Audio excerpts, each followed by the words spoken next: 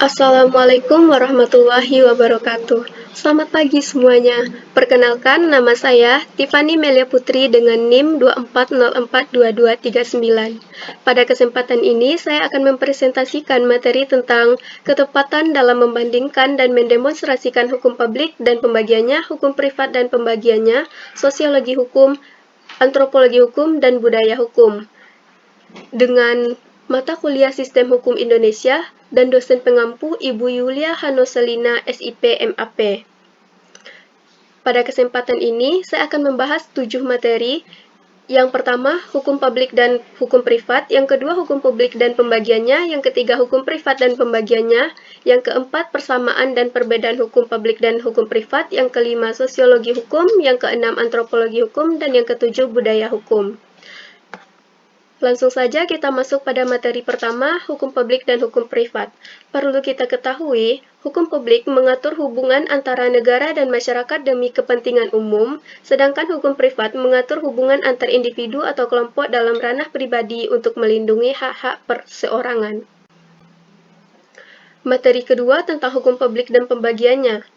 Menurut ahli Van Vollenhoven, hukum yang mengatur semua masyarakat hukum atasan dan masyarakat hukum bawahan menurut tingkatannya dan dari masing-masing itu menentukan wilayah lingkungan rakyatnya, dan akhirnya menentukan badan-badan dan fungsinya masing-masing yang berkuasa dalam lingkungan masyarakat hukum itu, serta menentukan susunan dan wewenang badan-badan tersebut. Selanjutnya, untuk pembagian dari hukum publik, yang pertama ada hukum tata negara, disingkat HTN. Sumber hukum tata negara yang selama ini dipergunakan oleh berbagai negara di dunia adalah 1. Nilai-nilai konstitusi tidak tertulis, 2. Undang-undang dasar, 3. Peraturan perundang-undangan tertulis, yang keempat jurisprudensi, yang kelima kebiasaan ketatanegaraan atau konvensi, yang keenam doktrin ilmu hukum, yang ketujuh hukum internasional yang telah diratifikasi.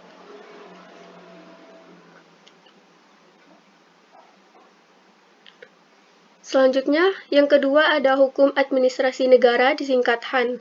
Sumber-sumber HAN yang berlaku di Indonesia antara lain sebagai berikut. 1. Pancasila.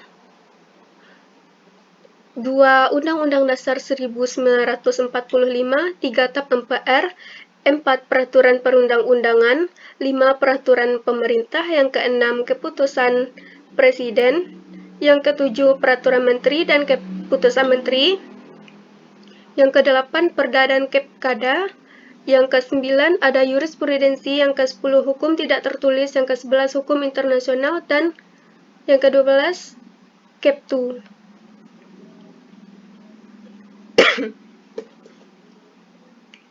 Yang ketiga ada hukum pidana. Sumber-sumber yang dipergunakan di dalam hukum pidana sangat beragam, baik yang terdapat di dalam Kitab Undang-Undang Hukum Pidana atau KUHP maupun yang di luar KUHP.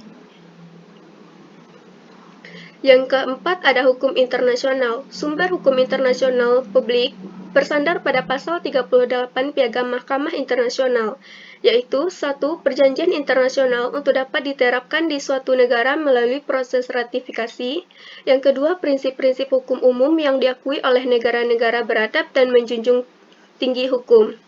Yang ketiga, keputusan pengadilan. Contohnya International Criminal Court and International Court of Justice. Yang keempat, jurisprudensi dan pendapat sarjana. Yang kelima, kebiasaan internasional. Selanjutnya, materi yang ketiga tentang hukum privat dan pembagiannya. Hukum privat berfungsi untuk melindungi kepentingan individu dalam berbagai aspek, termasuk hubungan keluarga, kekayaan, dan kontrak, sehingga menciptakan kerangka kerja yang memungkinkan masyarakat untuk berfungsi secara efisien. Pembagian hukum privat. Yang pertama, hukum perdata. Hukum perdata mengatur hubungan antara individu atau badan hukum dalam aspek-aspek kehidupan sehari-hari seperti kontrak, kepemilikan properti, ganti rugi, warisan, perjanjian pernikahan, dan tanggung jawab sipil.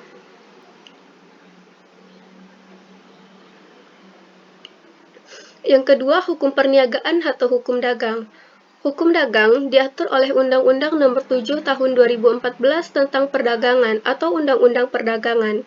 Undang-Undang Perdagangan ini memberikan kerangka hukum yang mengatur semua aspek perdagangan di Indonesia, termasuk peraturan mengenai usaha dagang, perusahaan dagang, dan persaingan usaha. Yang keempat, persamaan dan perbedaan hukum publik dan hukum privat. Persamaannya, hukum publik dan hukum privat sama-sama bertujuan menjaga keteraturan, keadilan, dan ketertiban dalam hubungan sosial di masyarakat melalui peraturan yang mengikat dan memiliki sanksi. Sedangkan untuk perbedaannya terletak pada ruang lingkup dan subjek yang diatur.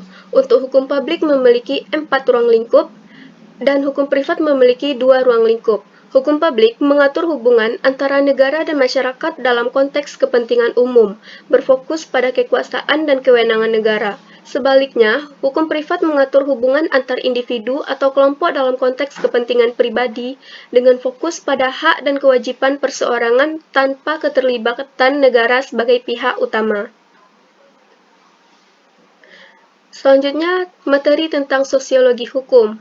Sosiologi hukum meneliti peran hukum dalam menjaga ketertiban sosial dan mempromosikan keadilan, serta mengatur hubungan antara individu dan kelompok dalam masyarakat.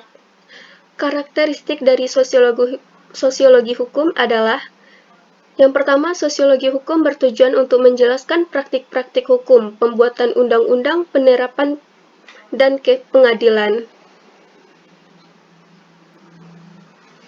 Yang kedua, sosiologi hukum senantiasa menguji kesahihan empiris dari suatu peraturan atau pernyataan hukum. Dan yang ketiga, sosiologi hukum tidak melakukan penilaian terhadap hukum. Tingkah laku yang menaati hukum dan menyimpang dari hukum sama-sama merupakan objek pengamatannya. Yang keenam, antropologi hukum. Ilmu antropologi hukum berawal dari karya Sir Henry Maine pada tahun 1861 yang menekankan bahwa hukum berkembang seiring dengan perkembangan masyarakat. Antropologi hukum mengkaji bagaimana norma-norma hukum dibentuk, diterapkan, dan dipatuhi dalam berbagai budaya, serta bagaimana faktor sosial, ekonomi, dan politik mempengaruhi sistem hukum. Materi terakhir ada budaya hukum. Budaya hukum merujuk pada keseluruhan nilai, norma, dan praktik yang mengatur pemahaman dan perilaku masyarakat terhadap hukum. Dalam konteks Indonesia, budaya hukum sangat dipengaruhi oleh nilai-nilai Pancasila dan Undang-Undang Dasar 1945 yang menjadi landasan dalam pembentukan norma-norma hukum. Masyarakat yang memiliki budaya hukum yang kuat cenderung menunjukkan kesadaran dan kepatuhan terhadap hukum yang berdampak positif pada penegakan hukum dan keadilan sosial. Sekian presentasi yang dapat saya sampaikan. Dapat kita ambil kesimpulannya, hukum publik dan hukum privat saling mempengaruhi, di mana hukum publik dapat membatasi ruang lingkup hukum privat, namun juga dapat melindungi hak-hak individu dalam konteks kepentingan umum. Sosiologi hukum, antropologi hukum, dan budaya hukum memberikan kerangka untuk memahami bagaimana masyarakat berinteraksi dengan sistem hukum. Sosiologi hukum menganalisis perilaku dan sikap masyarakat terhadap hukum, sementara antropologi hukum mempelajari norma-norma dan praktik hukum dalam konteks budaya yang berbeda.